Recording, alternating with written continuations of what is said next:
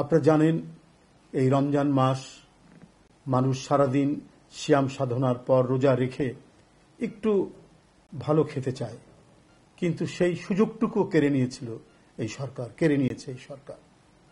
চালের দামের ভয়াবহ ঊর্ধ্বগতি। সরকার লোক দেখানো কিছু ড্রাইভ দিয়েছে, কিছু জরিমানা করেছে, কিন্তু যারা অসাধু ব্যবসায়ী তারা সরকারের কোনো পদক্ষেপকে পাত্তা দেয়নি, কারণ এরা তো সরকারেরই লোক। এই অসাধু ব্যবসায়ী সিন্ডিকেটটা তো হচ্ছে সরকারের সাথে ঘনিষ্ঠজন, তো ওদেরকে কয়েক টাকা জরিমানা করে লাভ কি? কোনো লাভ হয়নি।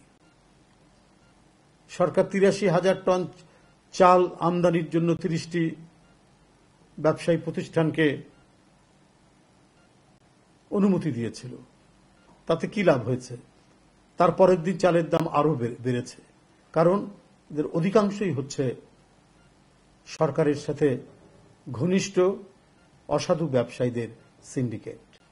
কারণ সরকারের কোনো নির্দেশ তারা মানতে তো বাধ্য নয়, কারণ তারা নানাভাবেই সরকারকে তাদের অবৈধ ব্যবসার দ্বারা সরকারি লোকজনদেরকে, সরকারের ঊর্ধ্বতন ব্যক্তিদেরকে, মন্ত্রী এমপিদেরকে তারা খুশি করে।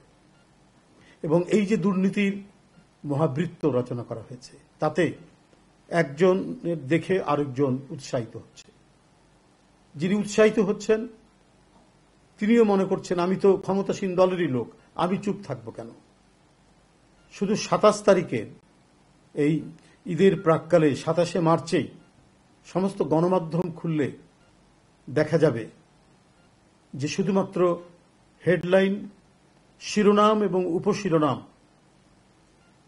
দুর্নীতির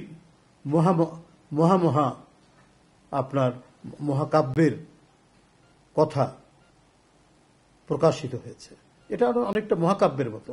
এই ধরনের দুর্নীতি পৃথিবীর কোথায় হয় বলে জানা নাই। সুতরাং একবারে কল্প কাহিনীকেও ছাড় বানিয়েছে, যেটি বাস্তবতা, যেটি বাস্তব দুর্নীতি।